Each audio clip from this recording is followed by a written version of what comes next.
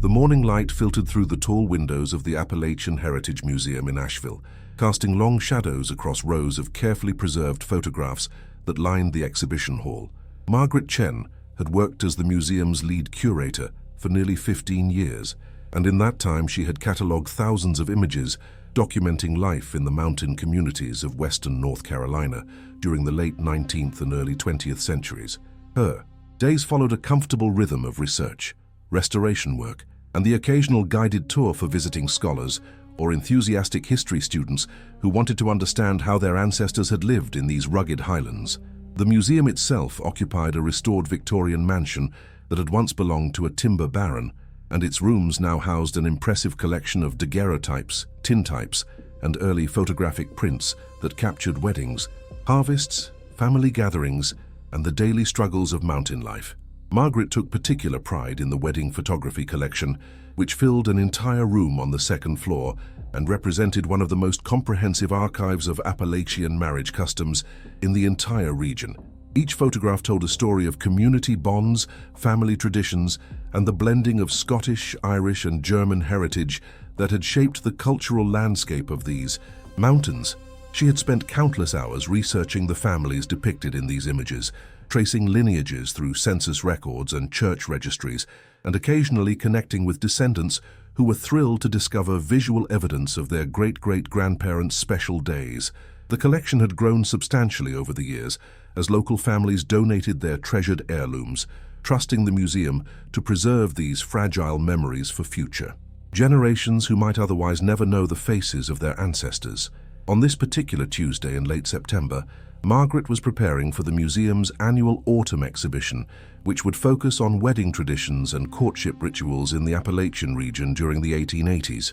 She had selected approximately 40 photographs to display, each accompanied by detailed placards explaining the historical context, the families involved, and the specific customs visible in the images. The centerpiece of the exhibition would be a remarkably well-preserved photograph from 1887 that showed a wedding party gathered on the front porch of a substantial log home in what was then Madison County. The image had been donated to the museum just 3 months earlier by the estate of Eleanor Whitfield, a descendant of the bride, and it had arrived in excellent condition despite its age. The details sharp and clear, thanks to the skill of whatever itinerant photographer had captured the scene. Margaret had examined the photograph dozens of times while preparing the exhibition materials, admiring the formal poses of the wedding party, the bride's carefully arranged hair adorned with wildflowers, and the groom's proud stance beside his new wife. The couple was surrounded by approximately 20 guests,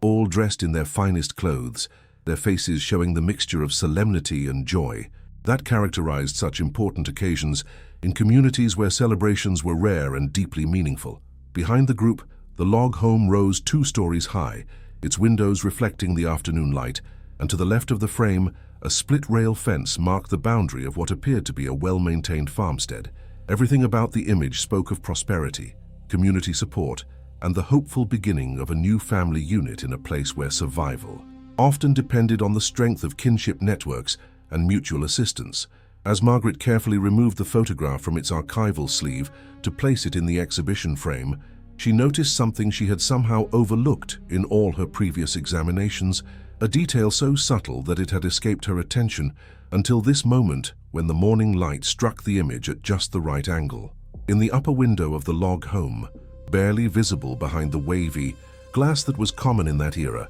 there appeared to be a face looking down at the wedding party below. The figure was indistinct, almost ghostly in its pale appearance, and positioned in such a way that it seemed to be deliberately observing the celebration while remaining separate from it. Margaret felt a sudden chill as she leaned closer, wondering how she could have missed this detail and what it might mean for the story she had planned to tell about this joyful occasion captured more than a century ago. Margaret set down her magnifying glass and stepped back from the photograph, her mind racing with questions about the mysterious figure in the window. Her first instinct was to dismiss it as a trick of light, or perhaps a reflection captured by the old camera, but the more she studied the image, the more convinced she became that this was indeed a person standing behind that second-story window. The face appeared to be that of a woman, though the details were frustratingly unclear. and there was something about the positioning that suggested intentionality rather than accident. Why would someone remain inside during such an important family celebration?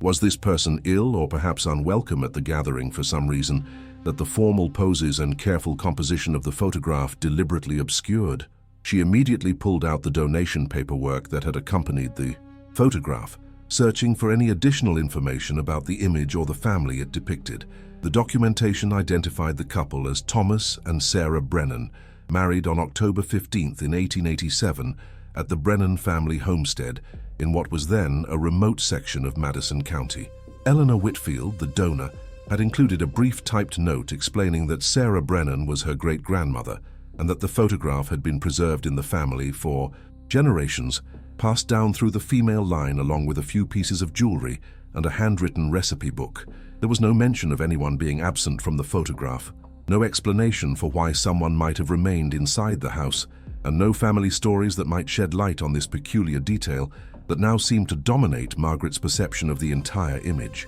Margaret spent the rest of the morning searching through the museum's research files for any additional information about the Brennan family. She found Thomas Brennan listed in the 1880 census as a farmer aged 23, living with his parents and 4 siblings on a property that was valued at a substantial sum for that time and place. The 1890 census records had been destroyed in a fire, but the 1900 census showed Thomas and Sarah living on their own farm with 3 children, suggesting that their marriage had been successful and productive. There were no obvious gaps in the family structure, no missing children or unexplained household members that might account for the figure in the window. Church records from the local Methodist congregation showed that both Thomas and Sarah had been active members of the community, attending services regularly and participating in the social events that bound these isolated mountain settlements together. As Margaret continued her research, she began to feel a growing sense of unease about the exhibition she had planned. The photograph had been selected specifically because it seemed to represent an ideal example of Appalachian wedding traditions, showing a prosperous family, a well-attended celebration, and the kind of community solidarity that historians love to highlight when discussing life in these mountain regions. But the figure in the window complicated that narrative, introducing an element of mystery or perhaps even sadness into what should have been an entirely joyful occasion. She wondered whether she should mention this detail in the exhibition placard or simply present the photograph as she had originally intended, focusing on the visible wedding party and ignoring the shadowy presence that now seemed to watch over the entire scene with an expression she could not quite decipher. By early afternoon, Margaret had made a decision that would alter the course of her autumn exhibition and ultimately lead her into a deeper investigation than she had ever anticipated. She would not ignore the figure in the window, but neither would she speculate wildly about its meaning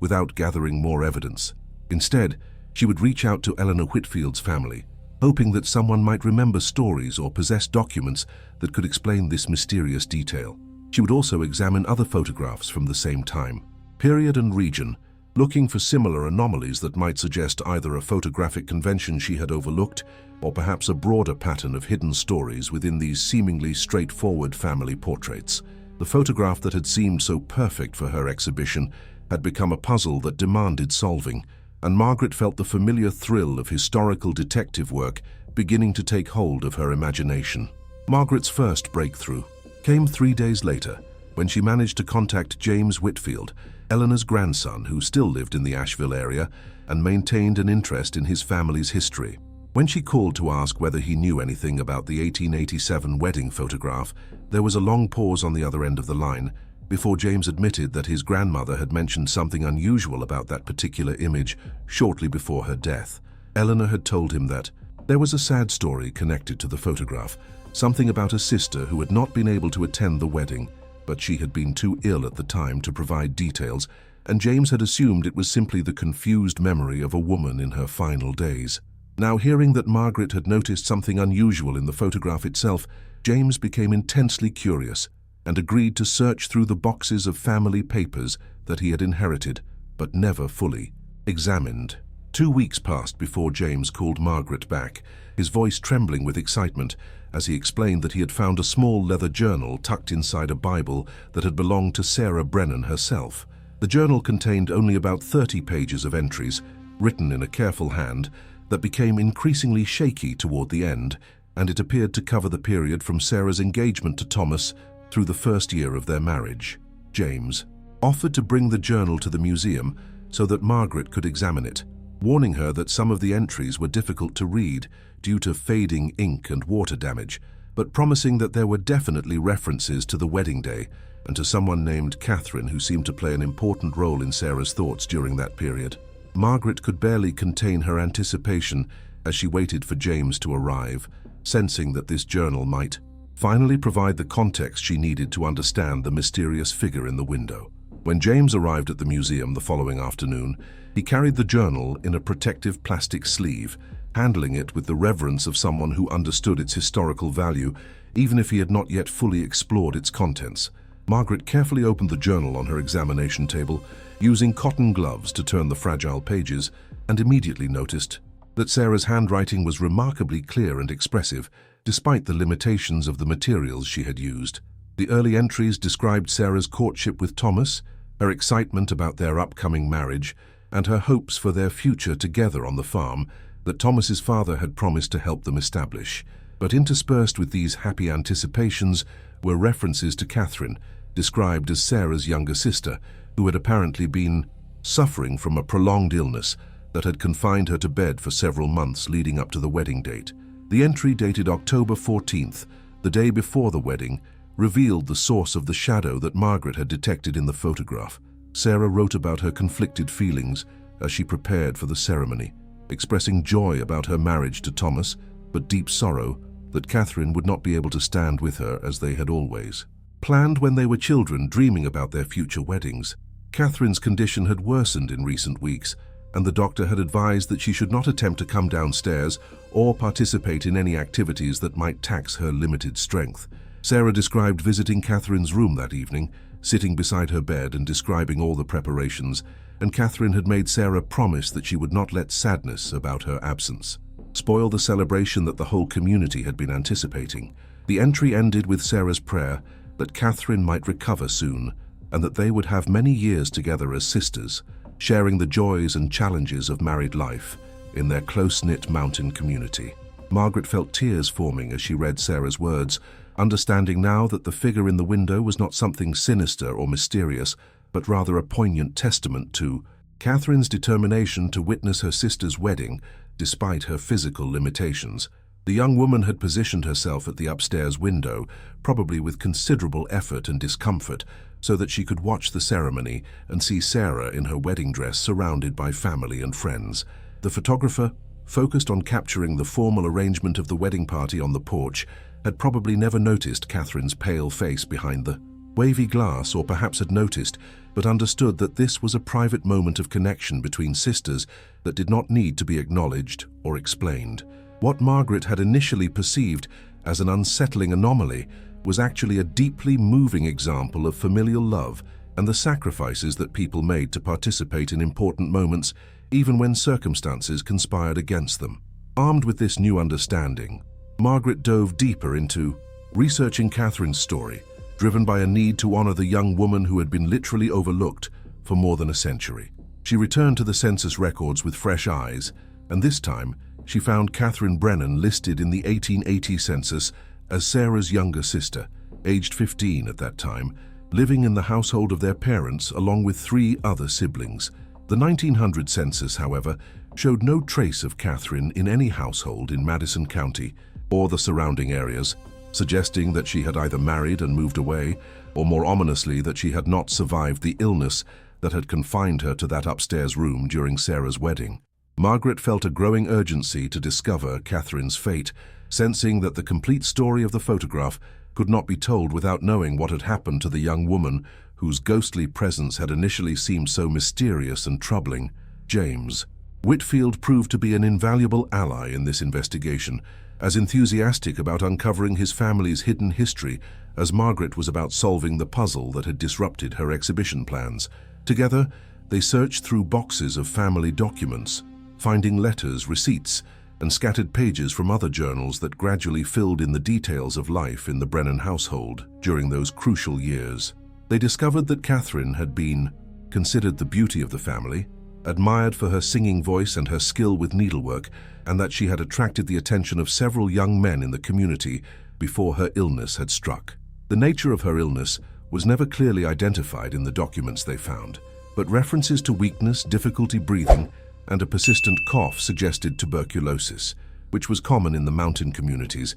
and often proved fatal despite the best efforts of local doctors and home remedies. The breakthrough came when James remembered that his grandmother had mentioned a small family cemetery on the original Brennan property, which had been sold out of the family in the 1950s, but might still exist if the subsequent owners had respected the graves. After several phone calls and a consultation with county property records, they located the current owner of what had been the Brennan homestead, a retired couple who confirmed that there was indeed a fenced cemetery plot on their land, containing several weathered headstones. The couple graciously agreed to let Margaret and James visit the property, and on a crisp October morning, almost exactly 136 years after Sarah's wedding, they stood before a row of simple stone markers that documented the Brennan family's losses and triumphs over several generations. Catherine's grave was there, marked by a modest headstone that bore her name, her birth year of 1865 and her death year of 1888. She had survived her sister's wedding by only a few months, passing away in the early spring when she was just 23 years old. The inscription below her dates read simply, "Beloved sister and daughter," her voice silenced but not forgotten. Margaret stood before the grave for a long moment, thinking about the young woman who had summoned the strength to position herself at that window, who had wanted so desperately to be part of her sister's joy, even though she must have known that her own future was slipping away. The photograph that had seemed to capture only happiness now revealed itself as a document of both celebration and impending loss. A frozen moment that contained layers of emotion far more complex than the formal poses and careful composition had initially suggested. As they walked back to their car, James shared one final piece of information that his grandmother had told him years ago, a detail that now took on profound significance in light of everything they had discovered. Eleanor had said that Sarah Brennan had kept that wedding photograph in a silver frame on her dresser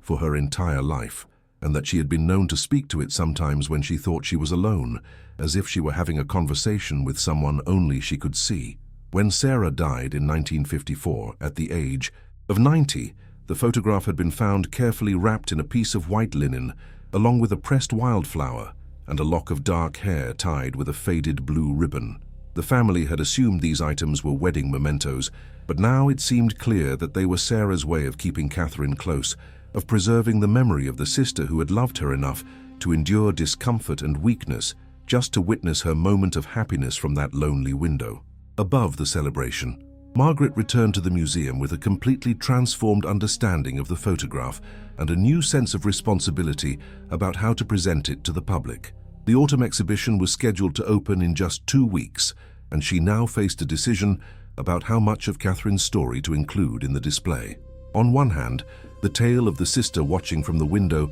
added profound emotional depth to what might otherwise be seen as just another historical wedding photograph. On the other hand, Margaret worried about turning Catherine's private suffering into a spectacle, about using her tragedy to create drama in a museum exhibition when the young woman herself had clearly tried to remain in the background, supporting her sister's joy without drawing attention to her own declining health and limited future. After several sleepless nights considering the ethical implications, Margaret decided to create 2 versions of the exhibition placard. The main placard would present the photograph as originally planned, describing the wedding traditions visible in the image, the prosperity of the Brennan family, and the community gathering that such occasions represented in isolated mountain settlements. However, she would also create a supplementary panel that told Catherine's story for visitors who wanted to look deeper, who were willing to examine the photograph more carefully and discover the figure in the window for themselves.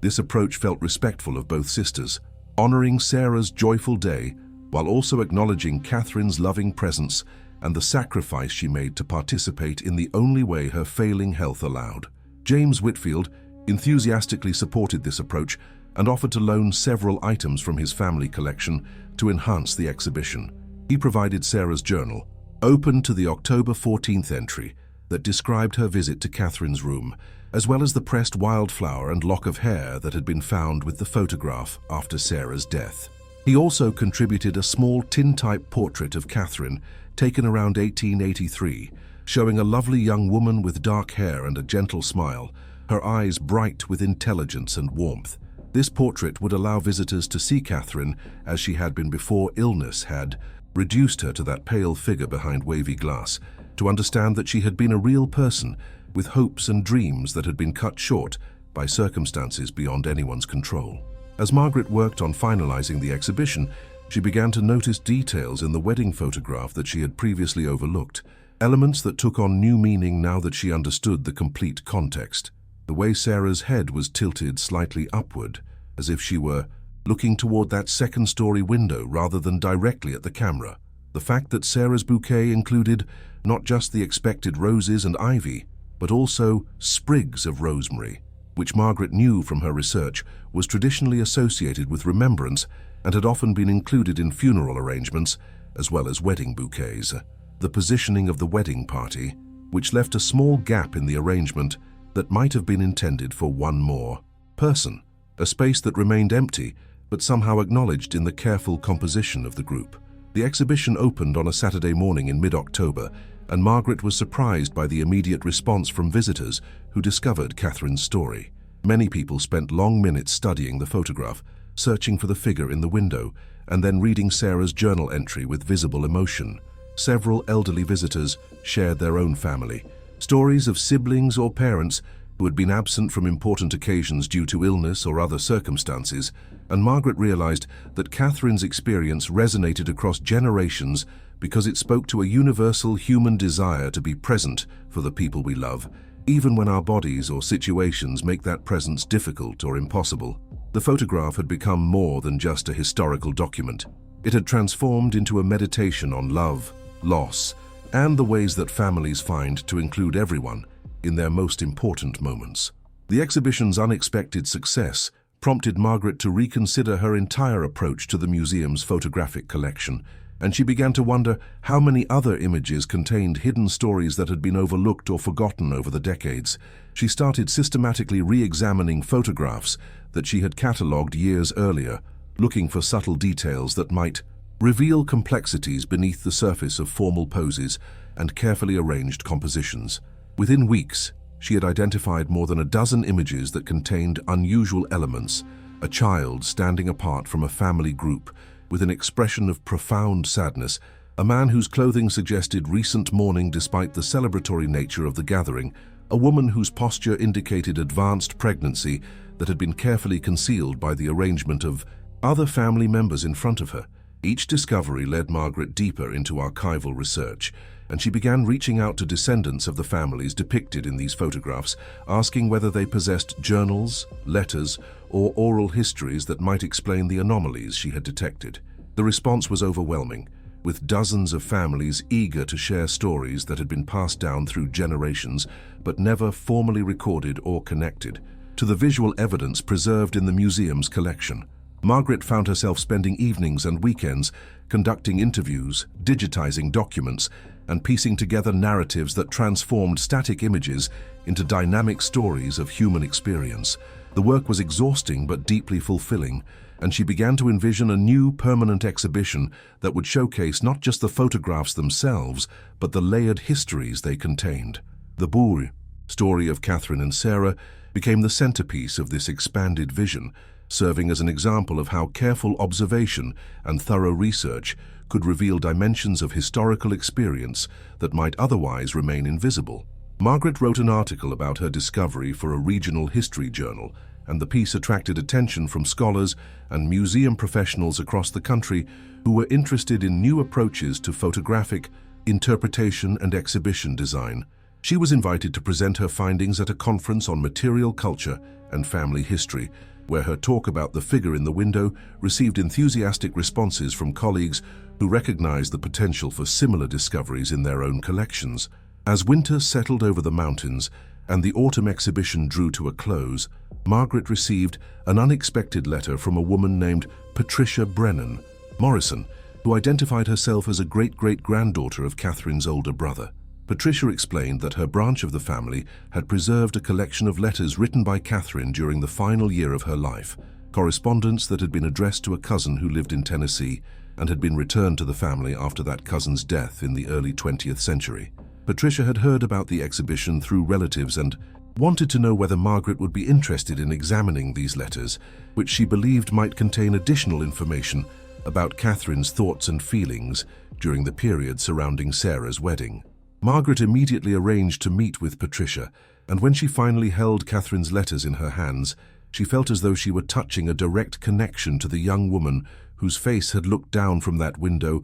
more than a century ago. The letters were written in the same careful hand that Margaret had seen in Sarah's journal entries about her sister, and they revealed Catherine to be an articulate and thoughtful person who faced her declining health with remarkable courage and grace. In a letter dated October 20th, just 5 days after the wedding, Catherine described watching the ceremony from her window and feeling both joy at seeing Sarah so happy and sorrow at her own inability to stand beside her sister as they had always planned. She wrote about the beauty of Sarah's dress, the warmth of the autumn sunshine, and the sound of laughter and music that had drifted up to her room throughout the afternoon and evening, making her feel both connected to and separated from the celebration below. The discovery of Catherine's letters transformed the exhibition from a single compelling story into a comprehensive exploration of one young woman's experience of love, loss, and the bittersweet nature of witnessing joy from a distance. Margaret worked with Patricia to create a new display that incorporated selections from the letters alongside the photograph, Sarah's journal, and the other artifacts that James had contributed. The letters revealed that Catherine had been fully aware of the seriousness of her condition and had spent her final months trying to prepare her family for her death, while also encouraging them to embrace happiness and look toward the future. Her writing showed no self-pity or bitterness, only a deep appreciation for the love that surrounded her and a determination to remain present in her family's life for as long as possible. One letter in particular struck Margaret as especially poignant and relevant to understanding the photograph. Written in early November, about 3 weeks after the wedding, Catherine described a conversation she had with Sarah, in which they discussed the photograph that had been delivered by the traveling photographer. Sarah had apparently been distressed when she first saw the image because she felt it was incomplete without Catherine standing beside her, but Catherine had gently insisted that the photograph was perfect, exactly as it was. She explained to Sarah that her presence in the window was actually more meaningful than if she had been standing with the wedding party, because it showed that love could transcend physical limitations and that family bonds remained strong even when circumstances forced separation. Catherine wrote that she hoped future generations who might see the photograph would understand that the most important people are not always the most visible, and that sometimes the deepest love expresses itself through quiet observation rather than prominent display. Margaret realized that Catherine's own interpretation of her presence in the photograph offered a profound lesson about how to approach historical images and the stories they contained. Too often, she reflected, historians and curators focused only on what was immediately visible and obvious, missing the subtle details that revealed more complex truths about human experience. The figure in the window had been there all along, waiting for someone to notice and ask questions, to look beyond the formal arrangement of the wedding party and consider who might be missing from the scene and why. Catherine's story challenged the assumption that photographs captured complete and transparent records of past events, demonstrating instead that every image contained layers of meaning that required careful investigation and empathetic imagination to fully understand. The expanded exhibition opened in January, and the response exceeded even Margaret's optimistic expectations. Local newspapers ran feature stories about Catherine and Sarah, and the museum saw a significant increase in visitors who came specifically to see the wedding photograph and read the letters that provided such intimate insight into one woman's experience of terminal illness in the late 19th century. Several medical historians contacted Margaret to discuss how Catherine's descriptions of her symptoms and treatment might contribute to understanding the history of tuberculosis in Appalachian communities. Genealogists and family historians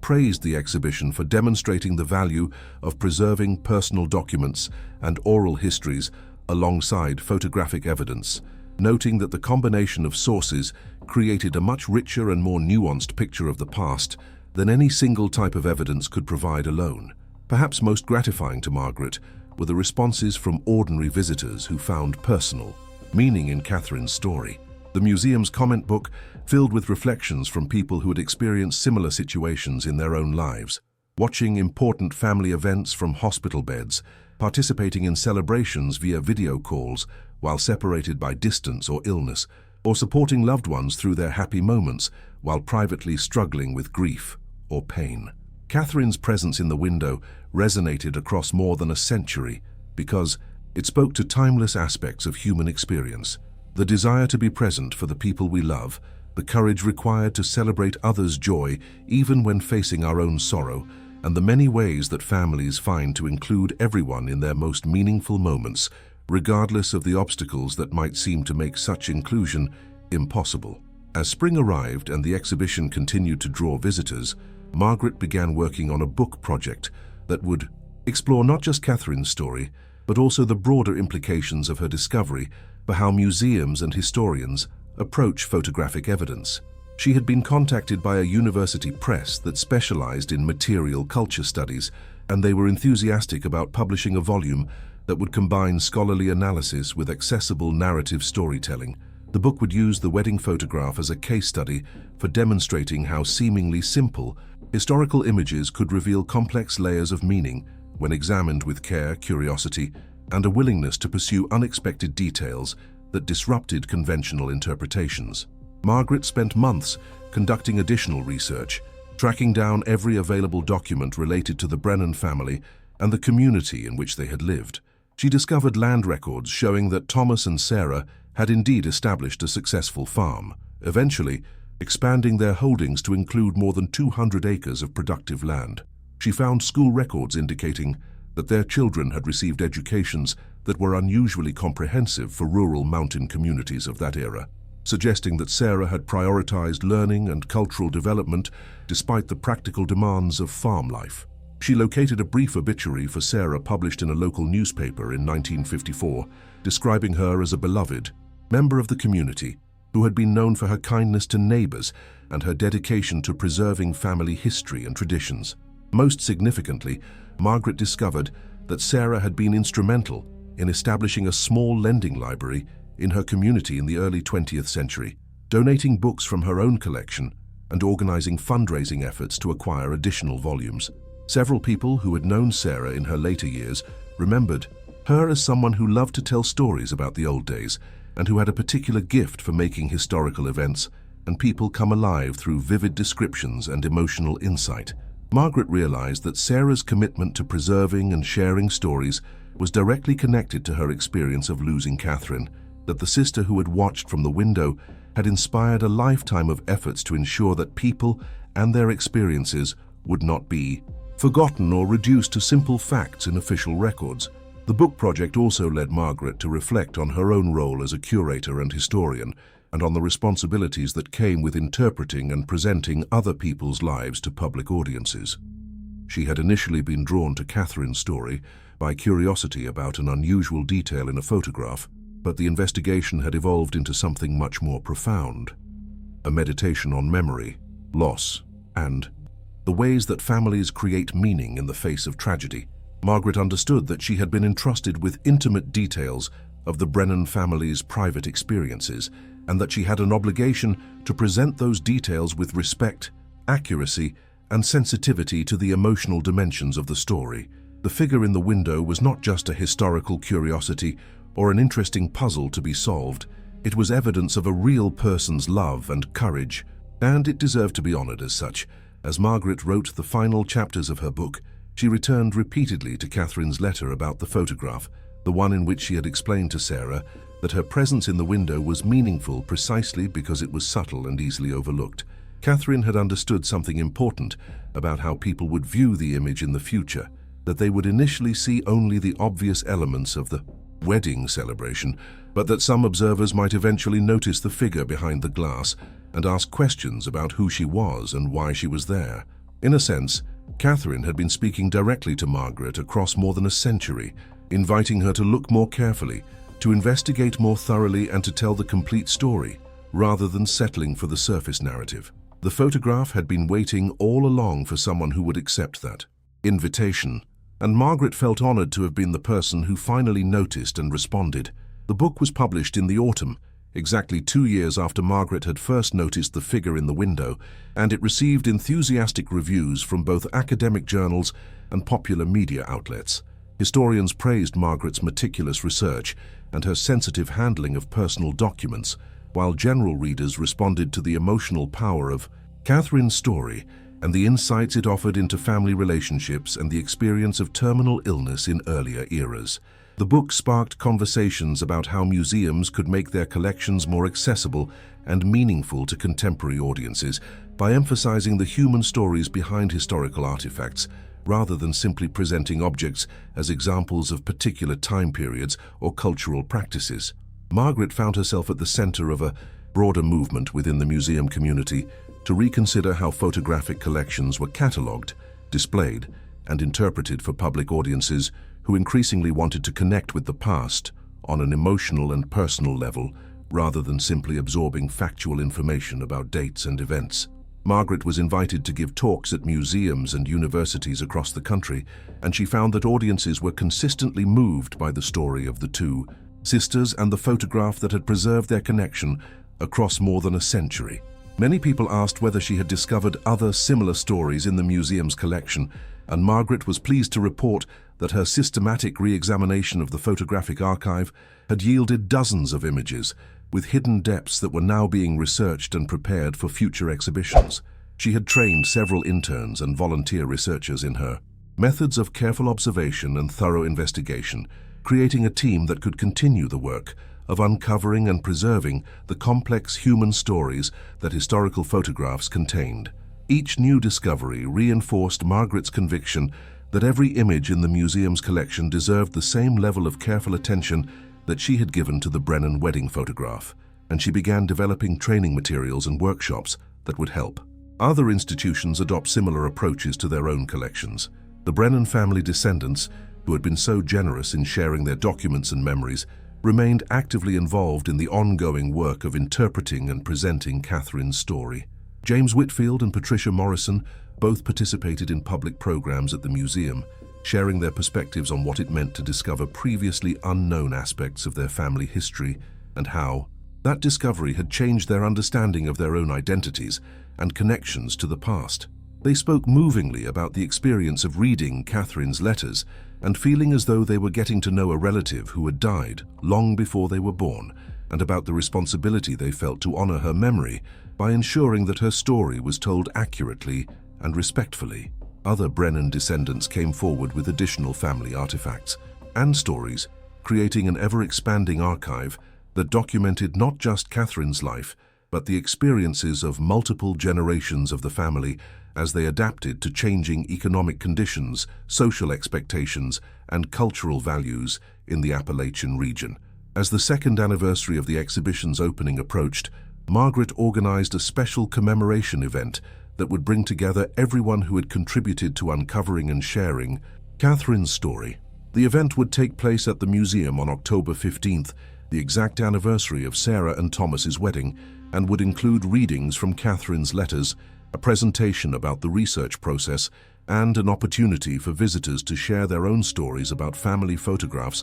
and the hidden histories they might contain. Margaret also arranged for a small ceremony at the Brennan family cemetery, where a new marker would be placed near Catherine's grave, acknowledging her presence in the famous photograph and celebrating her enduring impact on how people understood the relationship between images and memory. The commemoration would serve not just as a tribute to Catherine, but also as a celebration of the collaborative research process that had made her story accessible to contemporary audiences, involving family members, professional historians, genealogists, and community members who had all contributed their expertise and insights to the project. On the morning of the commemoration, Margaret stood once again before the wedding photograph that had started everything, and she thought about the journey that had begun with a simple observation and had led to such profound discoveries. The image looked the same as it always had, the wedding party arranged on the porch, the log home rising behind them, and the pale face barely visible in the upper window.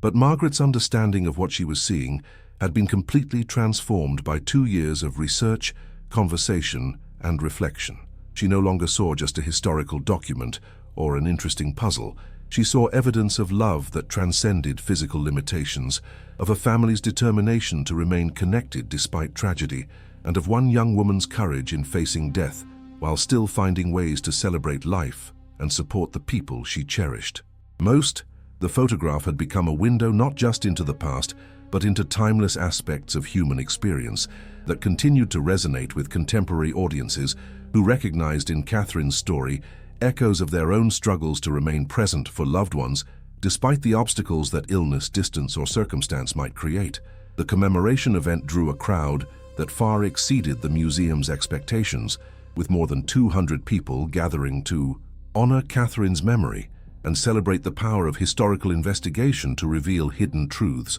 Descendants of the Brennan family came from across the country, many meeting each other for the first time and discovering connections they had not known existed. Local historians and genealogists attended to learn about Margaret's research methods and to discuss how similar approaches might be applied to other photographic collections, and dozens of ordinary visitors came simply because they had been moved by Catherine's story and wanted to participate in acknowledging her life and her enduring presence in that remarkable photograph. The diversity of the crowd reflected the universal appeal of Catherine's story, which spoke to fundamental human experiences of love, loss, and the desire to remain connected to family, even when circumstances made physical presence difficult or impossible. Television crews from regional news stations documented the event, and several national publications sent reporters to cover what had become a significant cultural moment in the ongoing conversation about how Americans understand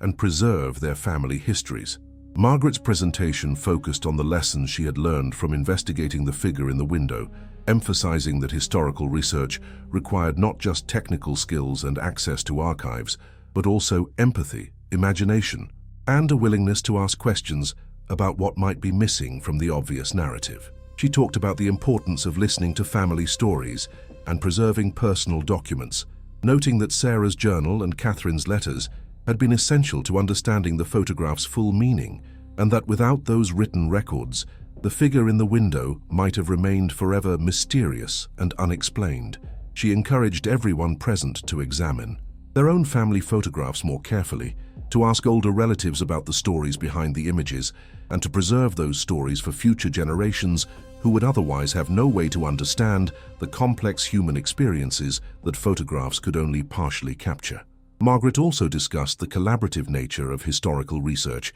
acknowledging that her discoveries would not have been possible without the generosity of family members who had shared their private documents and memories, and without the support of colleagues and community members who had contributed their expertise and insights throughout the investigation. She emphasized that every person in the audience possessed valuable historical knowledge in the form of family stories, photographs, and documents, and that museums and historical societies needed to do more to help ordinary people recognize the significance of these materials and learn how to preserve them properly for future researchers. The ceremony at the cemetery was simple but deeply moving, with James Whitfield and Patricia Morrison unveiling the new marker that read, "Catherine Brennan, 1865-1888, beloved sister who watched with love." Margaret read selections from Catherine's letters, including the passage about how the most important people are not always the most visible, and several attendees placed wildflowers on the grave in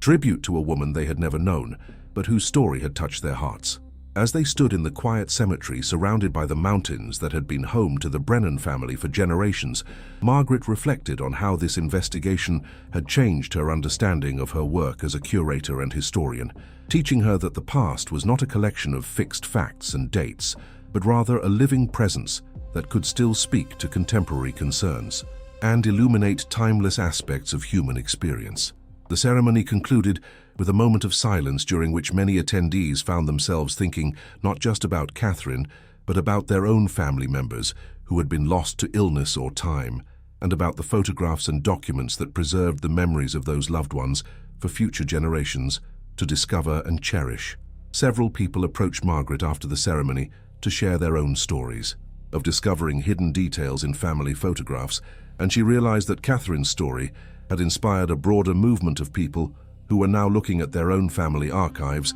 with fresh eyes and renewed curiosity. In the months that followed, the wedding photograph continued to attract visitors to the museum, and Catherine's story became one of the most frequently requested topics for school groups and tour programs. Margaret noticed that people often stood before the image for long periods, studying not just the figure in the window, but also the faces of the wedding party, looking for other subtle details that might reveal additional layers of meaning. Some visitors brought their own family photographs to show Margaret, asking for advice about how to research the stories behind the images, and the museum developed new programs to help people investigate their personal archives and preserve their family histories. The figure in the window had become a symbol of the hidden stories that exist all around us, waiting to be discovered by anyone willing to look carefully and ask questions. Teachers began using Catherine's story in their classrooms to teach students about the importance of primary sources in historical research and about how seemingly simple artifacts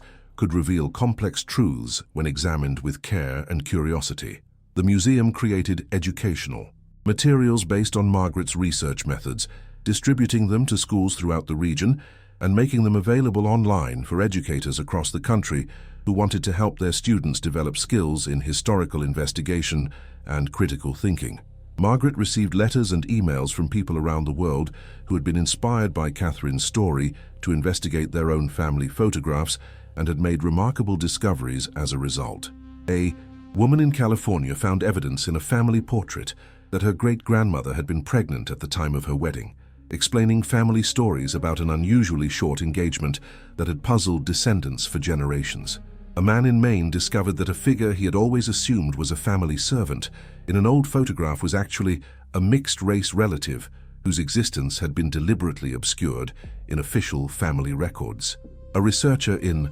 England identified a child in a Victorian family portrait who had died shortly after the photograph was taken, leading to the recovery of a cache of mourning letters that provided insight into how families coped with childhood mortality in that era. Each of these discoveries reinforced Margaret's conviction that historical photographs contained far more information than was immediately visible, and that careful observation combined with thorough research could reveal stories that transformed our understanding of how people lived, loved, and faced challenges in earlier times. Margaret's final reflection, which she included in the epilogue to her book, focused on the relationship between visibility and value in how we understand and remember the past. Catherine had been literally overlooked for more than a century, her presence in the photograph so subtle that generations of viewers had failed to notice her, but her story had proven to be just as important and meaningful as the more obvious narrative of the wedding celebration. Margaret argued that historians and curators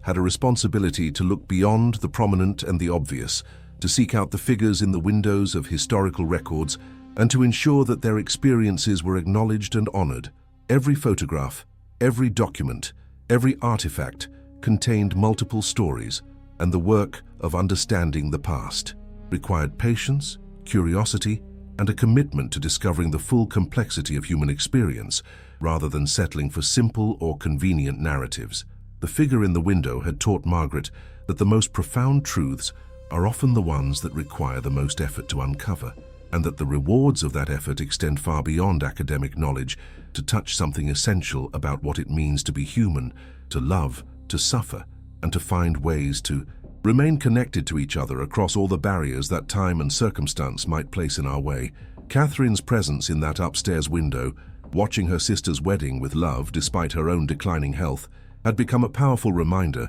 that the people who seem absent or invisible in historical records often have the most important stories to tell, and that those stories deserve to be sought out, preserved, and shared with future generations who can learn from them and find in them reflections of their own experiences and struggles. The photograph that had seemed so straightforward when Margaret first selected it for the autumn exhibition had revealed itself to be a profound meditation on love, loss, and the enduring power of family bonds that transcend even death itself.